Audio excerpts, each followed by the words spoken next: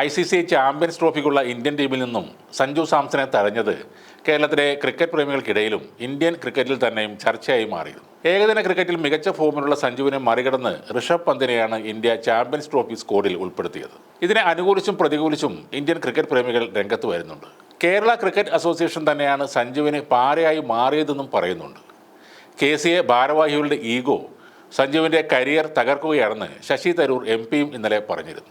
സഞ്ജുവിനെ കേരള ടീമിൽ ഉൾപ്പെടുത്താത്തതിലൂടെ വിജയ് ഹസാരെ ട്രോഫിയിൽ കേരളത്തിൻ്റെ ക്വാർട്ടർ ഫൈനൽ സാധ്യത കൂടിയാണ് KCA തകർത്തത്. വിജയ് ഹസാരെ ട്രോഫിയിൽ 212 റൺസെടുത്ത താരമാണ് സഞ്ജുവെന്നും ദക്ഷിണാഫ്രിക്കയ്ക്കെതിരായ അവസാന പോരാട്ടത്തിൽ സെഞ്ചുറി നേടിയ താരത്തെയാണ് ഇപ്പോൾ ടീമിൽ നിന്നും മാറ്റി നിർത്തിയതെന്നും ശശി തരൂർ പറഞ്ഞിരുന്നു.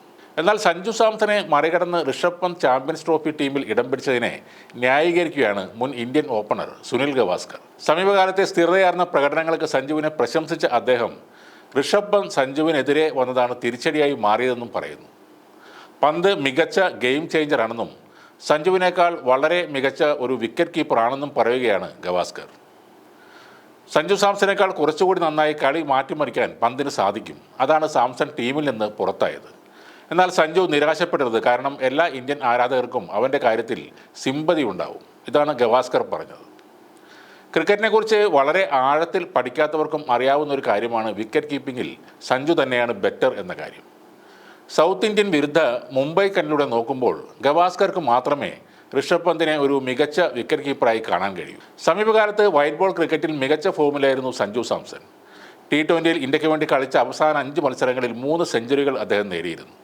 എന്നാൽ ചാമ്പ്യൻസ് ട്രോഫി സെലക്ഷനിൽ സമീപകാല ഫോമൊന്നും ഇന്ത്യൻ സെറ്റർമാർ പരിഗണിച്ചില്ല. ഏകദിന ക്രിക്കറ്റിലും പന്തിനേക്കാൾ മികച്ച റെക്കോർഡ് സഞ്ജുവിനാണ്. ഇതുവരെ 16 ഏകദിനങ്ങളിൽ ഇന്ത്യൻ ജേഴ്സി അണിഞ്ഞ സഞ്ജു 56.7 ശരാശരിയിൽ 510 റൺസ് നേടി. 3 അർദ്ധ സെഞ്ചുറികളും 1 സെഞ്ചുറിയും ഉണ്ട്. ഋഷഭ് പന്താകട്ടെ ഇന്ത്യക്കായി 31 ഏകദിന മത്സരം കളിച്ചപ്പോൾ 33.5 ബാറ്റിംഗ് ശരാശരി. വളരെ വ്യക്തമായ ഒരു കണക്ക് തന്നെയാണത്. ഗവാസ്കർ സാർ ഇപ്പോൾ പറയുന്ന മറ്റൊരു സത്യം ഇത്തവണ ചാമ്പ്യൻസ് ട്രോഫി പാകിസ്ഥാൻ നേടും എന്നാണ്. സ്വന്തം തട്ടകത്തിൽ പാകിസ്ഥാനെ പരാജയപ്പെടുത്തുക പ്രയാസമാണെന്നാണ് ഗവാസ്കറിൻ്റെ അഭിപ്രായം. സ്റ്റാർ സ്പോർട്സിൽ നടന്ന ഒരു ചർച്ചയ്ക്കിടെയാണ് ഗവാസ്കർ ഈ കാര്യം പറഞ്ഞത്. ഇന്ത്യ മികച്ച ടീമാണെങ്കിലും കിരീടം നേടാൻ ഏറ്റവും അധികം സാധ്യത കൽപ്പിക്കുന്ന ടീമായി പാകിസ്ഥാനെയാണ് താൻ കാണുന്നതെന്ന് അദ്ദേഹം പറഞ്ഞു. അദ്ദേഹം പറഞ്ഞതുകൊണ്ട് ഇത്തവണ ആദ്യ റൗണ്ട് കടന്നു കിട്ടിയാൽ പാകിസ്ഥാൻ ചാമ്പ്യന്മാർ ആകാൻ തന്നെയാണ് സാധ്യത കാണുന്നത്.